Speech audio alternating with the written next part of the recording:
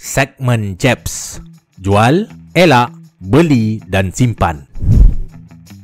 Jual Gabriel selepas dikatakan beliau akan terlepas kedua-dua perlawanan menentang Madrid dalam saingan suku akhir Liga Juara-Juara. Tanpa ragu, Gabriel adalah calon jualan game week ini. Ya, jika anda pengaktif Wildcard 30 dan membawa masuk beliau, bisa dan perit di hati amat hamba fahami. Namun, dengan berbaki hanya 8 game week sahaja, tindakan proaktif amat-amat diperlukan dalam fasa ini.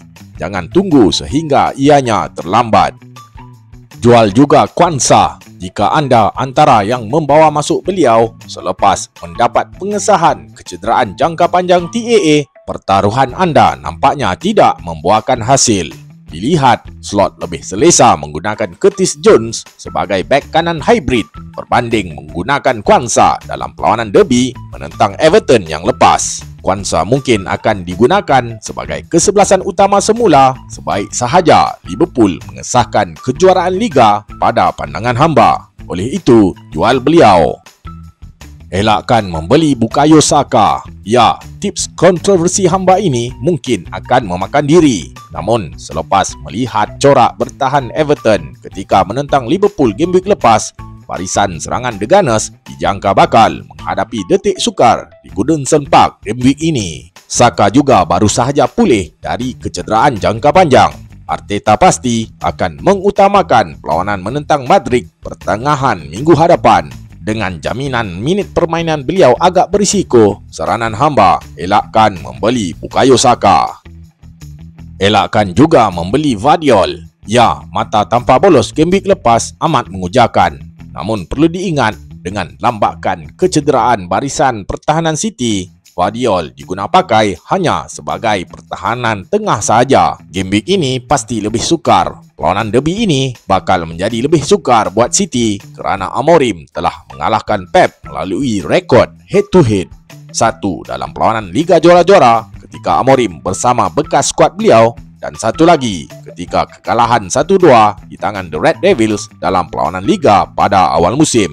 Oleh itu, elakkan pertahanan kebangsaan Croatia ini.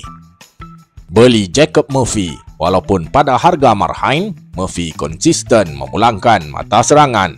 Dengan kecederaan Gordon, ancaman gol beliau agak merudum.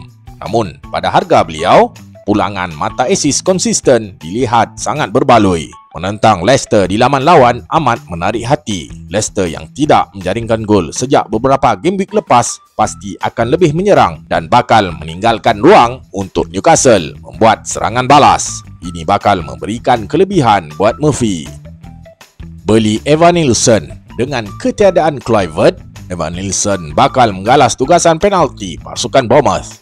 Ini adalah kelebihan untuk dijadikan aset FPL anda. Evan Nilsson juga telah menjaringkan 2 gol dalam 3 game week yang lepas. Pembelian Evan Nilsson seakan pasti sekiranya Kluivert disahkan sekali lagi tidak cergas untuk game week ini. Oleh itu, beli beliau.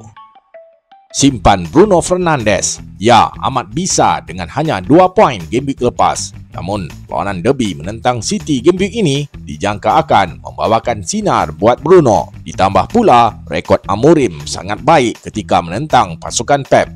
Bruno mungkin akan terlibat dengan gol-gol jaringan United.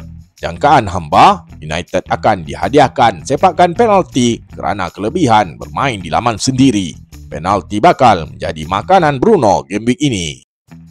Simpan juga Bryan Mbeumo selepas melihat kelebihan penggalas tugasan penalti walaupun berhadapan pasukan kental seperti Newcastle game week lepas. Hamba cadangkan simpan Mbeumo. Simpan beliau sekurang-kurangnya game week ini.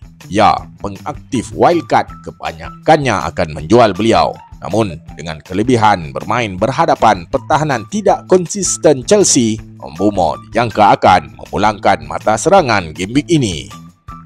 Segmen Maulana. Erling Haaland adalah pilihan Maulana game week lepas disebabkan video hamba dikeluarkan sebelum saingan FA Cup. Kecederaan Haaland tidak dapat dielakkan. Tiada alasan dari hamba dengan pilihan awal ini. Level pilihan hamba bertaraf. Maulana Ketum.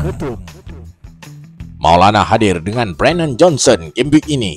Selepas direhatkan game week lepas, Johnson dijangka akan diturunkan game week ini ketika menentang Southampton di laman sendiri. Dengan jadual saingan Eropah Spurs pertengahan minggu hadapan, pemain yang diletakkan di bangku simpanan game week lepas diramalkan akan menjadi kesebelasan utama game week ini. Jika ini berlaku, Johnson bakal mendapat manfaatnya.